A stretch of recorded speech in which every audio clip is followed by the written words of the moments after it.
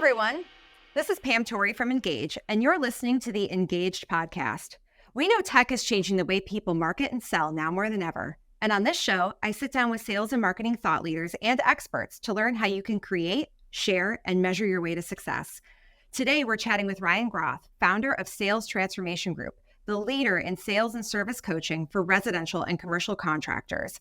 He'll be sharing his expertise in all things sales and how you can achieve success in any sales environment.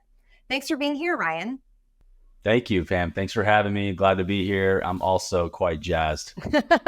Yes, we're recording this towards the end of my day, so I'm like, yeah, let's do this. Let's get it done. Let's talk, Ryan. So I'm really excited that you were able to be here. To kick us off, can you give listeners a snapshot of your background and what drove you to start Sales Transformation Group, or STG? Yeah, so background is I'm an athlete, once an athlete, always an athlete, love sports, love competing, love teams, and love the process that sports has brought to my life as a young person. And I carried over to my young adult life as I played Division I baseball, and then I got drafted twice and played with the Angels. Not very long, didn't play a super long time, but it gave me a taste, and it was a really cool springboard toward just the rest of my life. And I realized that my personality and the traits that I carry and that many people out there in the world carry fit so well into sales.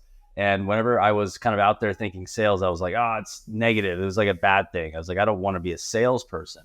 But when I really found out what sales was, what it was about, I fell in love. I was like, wow, I've been selling my whole life. I've been selling people onto why you should, have me on your team, and why you should recruit me, and why I should be a great, a participant in your team, or why I should be the leader or the team captain. And I found myself, my wife married me and got different leaders reporting to me, different things. And when I realized that sales is such an all-pervasive concept of self-reflection, of transformation, and when people you're selling, they're really buying you.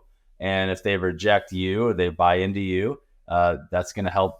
That's going to be a difference maker in your career and the money you can make. And so just as a person who got into the industry through some mentorship, through a technology company, I started to see the wider opportunity and just loved the industry that we're serving, and how maybe underprofessionalized could be a word, or underserved. And I just felt like there was an opportunity for me to bring leadership, atmosphere of sales training, coaching methodology, where people can, live in this high integrity way of going about sales and really start to bring some dignity where there wasn't, and maybe some sophistication and vision to have a career in the sales industry in contracting. So that's really why I started this company a little over 5 years ago. And since then, we've helped closing in on about 1,000 companies, thousands of salespeople and counting. And we love what we do. Yeah, I think that's so interesting. We tend to forget that there are so many transferable skills from other industries, other activities, hobbies, extracurriculars growing up that really do translate into sales. Like, my background is in opera performance, and I got into sales because I was like, I get told no constantly. Like, everybody tells me no. They constantly tell me they don't want me. So I think I would do great at sales because I'm used to being told no, picking myself up and going on. So I think that overlap from sports is so important to think about, because you're used to taking coaching, you're used to getting and giving feedback, you're used to all of that. Measured, right? Used to being measured and evaluated and criticized for those things, right? You're used to that. Like, yeah, sure, let's go. How do I get better? And that mindset carries well into sales, or people who don't have maybe that type of experience growing up. They may really take it personal, or they feel like they can't do it, and their muscles just aren't developed mentally and emotionally and psychologically to endure sales, because it's tough. It is tough, but it's also psychologically like a drug, like a great thing to have positive momentum and to make sales and to get wins. You feel like you're on fire. The money's starting to flow in, and it is very addicting, and in a very healthy way of being addicted, in my opinion, because it's if what you're selling better is bettering the lives of others, and you're able to, live a good life and serve people well, I think it's a fantastic thing. So I know that STG has a pretty unique system with the acronym ATTMO. Could you tell us a little bit about what that means, and then what are some of the elements to that system, and how has this system helped business owners to succeed? Yeah, so Atmo is like our pathway. It's mapped out. Like when someone works with us, this is the way in which we help them. We use this system, and then we have different systems within the system. Like baseline selling is the sales methodology we teach and instill that has a sales system. But Atmo is the transformation system to help them grow their business. So first thing we do is we analyze. So we analyze every sales manager and every sales rep.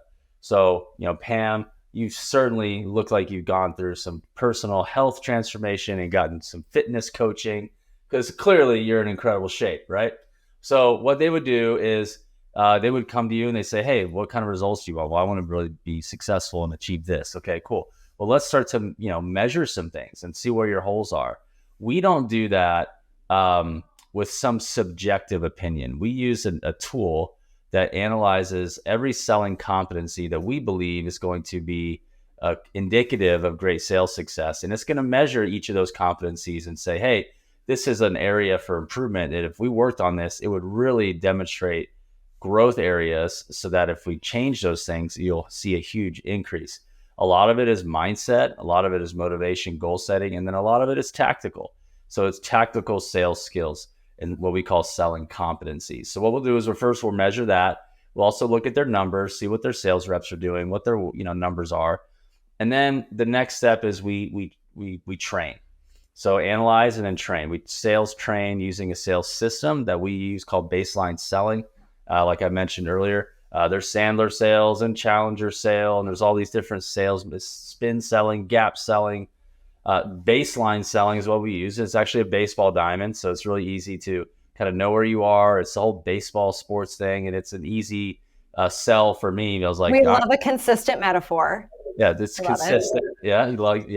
And so what we do is we start to implement that system and then transform, ATT. So analyze, train, transform.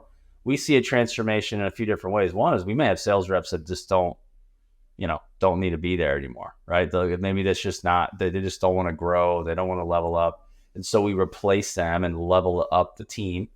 We also, through management coaching and cadence and sales management meetings and ongoing coaching and ongoing training, they're going to see a transformation in their mindset, because we believe that habits is what dictates what we do just about every day, right? And our mind needs to create those habits and focus consciously. There's this whole thing called conscious competency, right? And so right now, I probably don't know how incompetent of an opera singer that I am. But then when you tell me and you give me an analysis and you show me how much improvement I need, then I become consciously incompetent. So now I'm consciously incompetent. But then you coach me and you teach me how to go high and low and how to hold my breath longer and hold my tune longer. Now I'm becoming consciously competent when I focus on that thing long enough. And when I make it a priority and it takes my effort, then I can do it. And it's like, cool, this is great. But then through time, you become unconsciously competent, where you can just really naturally, without even thinking about it, have effortless skill. It's like muscle memory. That's it. That we want to, like, you could see what somebody's all about by how effortlessly they can do skillful things. And so what I am on a mission to do is see the effortless skill be demonstrated to grow and make sales happen, right? When it comes to hunting and fishing, I'm kind of a city guy that has like a desire to be a redneck deep down. I want to be one, but I'm not doing it. I've never done it enough. And so I'm like, I'll pay for a fishing tour guide to catch it for me, basically, all but catch it and reel it in. And I like being there. I like taking the pictures, but I'm not doing the work to actually become really good at that. I've just been focusing on other things. So we want to see that in sales. So then we have, so it's analyze, train, transform, 2 T's. And then we have M, which is measure. And so we work more closely with some than other clients. And the ones that we work really closely with, we actually measure their daily activity, their weekly activity, and start to look at some major numbers like closing ratio, selling cycle, average ticket, things like that. But we also re-measure those similar selling competencies we did in the beginning in the analyze phase, where we have them take that assessment again and see what kind of progress we made. And then we have the optimize phase. And this is really where we get to the last phase. This is an ongoing phase of continuous improvement. You don't optimize once, you just find other opportunities to optimize. Like, you ever watch the movie, Ford versus Ferrari, and what they did was they wanted to build a Ford that could beat the Ferrari, because the Ferrari guy was told Henry Ford something and it offended him. And he's like, we're going to beat you guys. And that's when they built this amazing Ford vehicle that competed and was actually successful. And all they did was constantly optimize. And so as companies that we work with sales leaders who have enough information, enough understanding, enough of a standard, enough of an understanding what it looks like, should look like, and what it ought to look like. And then we start to use data to start to make decisions on what needs to be optimized, right? What could be faster? What could be more effective, right? What could improve the closing ratio? What's a weak point? And we take time to say, hey, this is where maybe something like Engage would be a great fit, right? To start optimizing this. And perhaps it's a CRM or some sort of maybe it's a different teammate. Maybe they need a coordinator. Maybe they need a marketing business development person. All they do is focus on that. Or maybe it's a setter and somebody who does canvassing and only sets appointments. So we get to that phase, and it's more of a consulting dynamic where we're like, all right, let's take a look and start to make some suggestions and recommendations. And so that's what Atmo is about.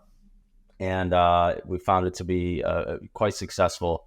But every company is going to have different abilities to get through it more quickly than others, because honestly, you just do Atmo over again. You just keep doing it. It never stops, because you can always improve. Yeah. So we have really seen a lot of evolution over the last few years. Like you said, you started STG about 5 years ago. I've been here for almost 4 years at Engage. We'll be about 4 years. And so I think we have seen like just intense transformation and evolution, especially in the sales landscape in this industry. But I know at the core, there are always these timeless business practices, timeless principles that we want to maintain, because they work for a reason. They've been around for a long time for a reason. Can you name and talk about one or two of these principles that you think are just crucial to the foundation of any sales organization for their success? Yeah, I mean, prospecting. If you have an organization that can prospect, I don't care if they're DMing you on Instagram or they're knocking on your door or whatever it is. If they can prospect, they're going to have appointments. And if you have appointments, you're going to have opportunities to close. And if you have opportunities to close, you're going to grow and you're going to make sales. And that's going to be the oxygen of your business. So I think that top of funnel, high volume ability to create opportunities, for your organization, that's going to be timeless. I don't care where it is. You can, if you have AI doing the call, like there's somebody's going to have to do the outbound, whatever it may be. Not that I'm saying that's coming or anything, but what I do believe is prospecting is timeless. The other thing is consultative selling. I believe that being a consultative salesperson is a salesperson who asks good questions, somebody who asks great questions, and somebody who asks tough questions. And the way you've asked a good, great, or tough question is whenever you ask the question and the prospect says, man, that's a good question. And they have to think for a second. That's how you know. It's like, how do you know? That's how you know. And so my goal when I coach my sales professionals is try to make sure every conversation, when you're in that consultative selling phase of the sales process, try to get them to actually say back to you that was a really good question. Because when you do that, you start to change your position from they hear everything you're saying and they can quickly respond back to you got them to think for a second. And if you get them to think for a second, that makes your status and your position more of an equal and a consultant and an advisor. And if you never ask questions like that, then they're going to either think they know more than you, or you're selling something to them and they're not even going to buy anyway, because there's not an engaged level of conscious thought that needs to be engaged, connected in the process of that sale. So consultative selling and prospecting are huge. There's more, but those right there, I'm a major proponent of. Yeah, I definitely think that I think the way that we do those things now has changed, but the actual action of them and the fact that you need them has not changed. That makes a lot of sense to me. Now, sales transformation group has the word transform in it. So you're not just training people. You're not just, over there telling them what to do. You're helping them to really transform their sales process. I would love to hear about a real world example of a business that you've helped to transform, and like what kind of measurable impact has your program had on their sales performance and their organization overall? Yeah, so I have, an example that I've really enjoyed sharing several times this year is a roofing company in Ohio. And these guys really had no sales leader. The owner was just kind of lax, let salespeople do whatever they want, no program, nothing like that. There was no system. And they just pretty much, worked off commission, rich commissions. They paid a lot of money. They were paid a lot of money. They made a lot of money. They didn't really have any standard to uphold, like at all. Just sell work, right? And they were stuck. They were stuck for to a little bit more than about 5 million for years, and they never actually broke through that. So once they actually got a sales director that adhered to a sales system and became a leader and held people accountable and started to coach and started to measure, that transformed everything. They went from 5 to 10 to 15 to 25 million year over year, and that was phenomenal. And so now they're recruiting even better people, more talented individuals who could see that they're going to be a part of a thriving organization.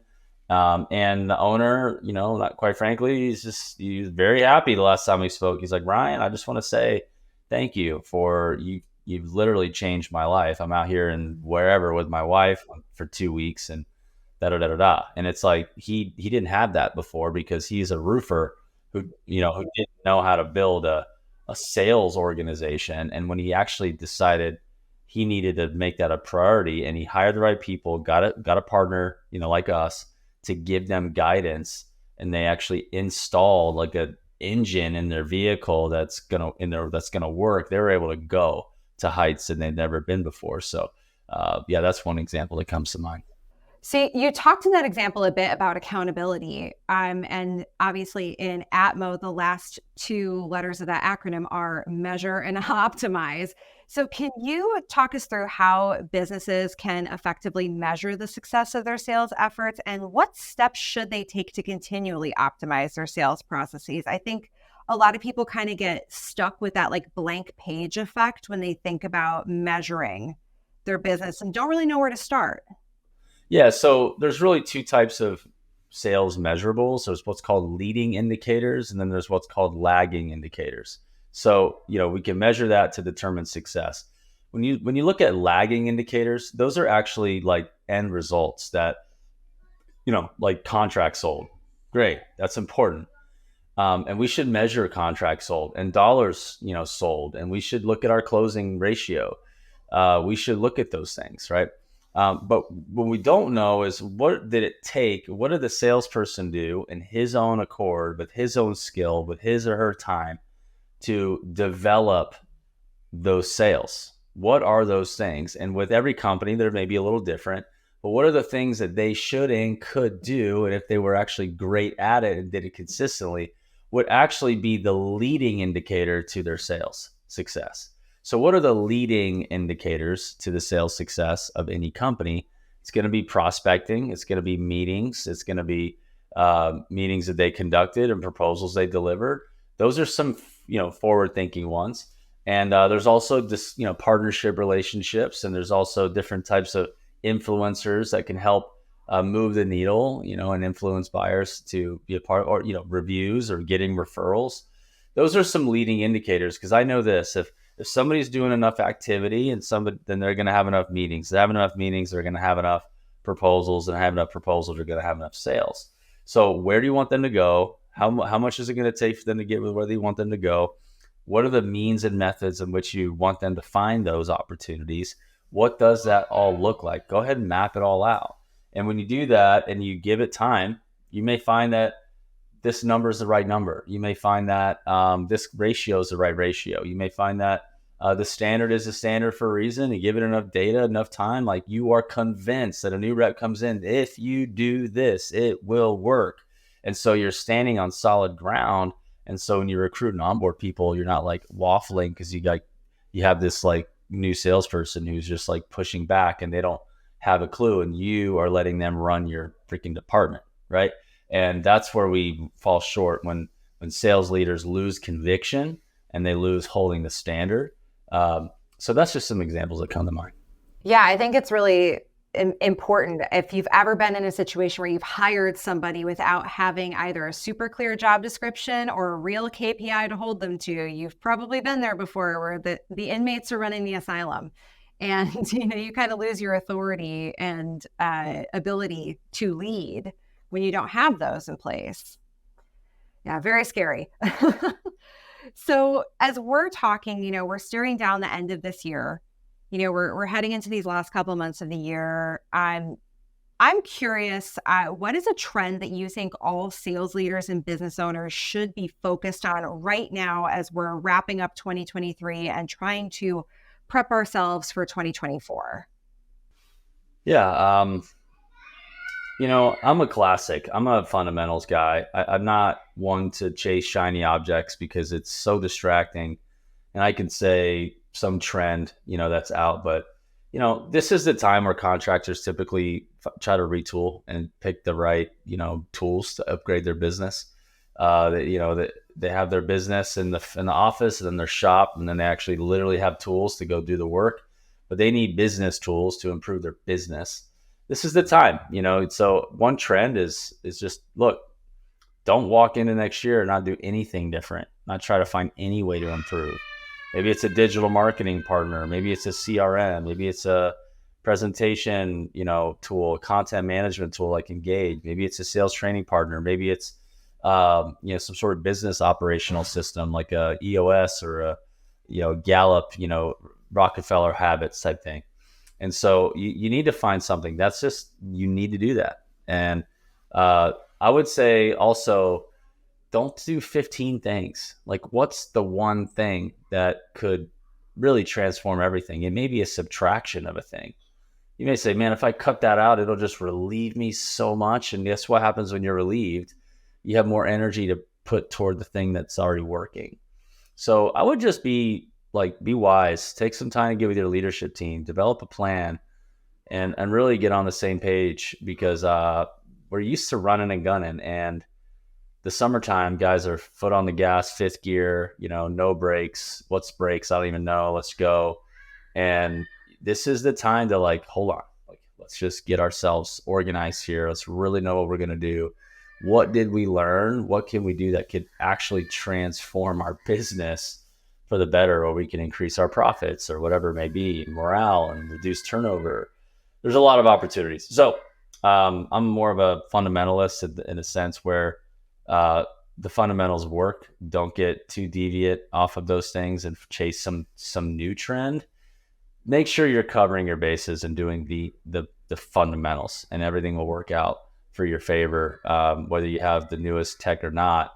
I'd rather have an organization who doesn't even have a CRM that prospects and can close deals than a company with a CRM that can't do jack, that doesn't prospect or know how to close deals, right? What would you rather have? Yeah, I think we'd rather have money in the bank. Totally. Well, I think that is a great place to leave it. So thank you so much for joining us today, Ryan. Really enjoyed having you on. And if folks want to learn more about Sales Transformation Group, you can honestly just head to the Engage website and our partners page. STG is listed right there. You can click on it and get connected with Ryan and the folks over there if you'd like to learn more. Thank you, Ryan. Thank you. Appreciate you having me on today. Thanks, man. Thanks for listening to the Engaged podcast. Be sure to visit engaged.io for more information on how to create, share, and measure your way to success. If you like the Engaged podcast, we'd love for you to subscribe, rate, and review us on Spotify or Amazon Music. Until next time.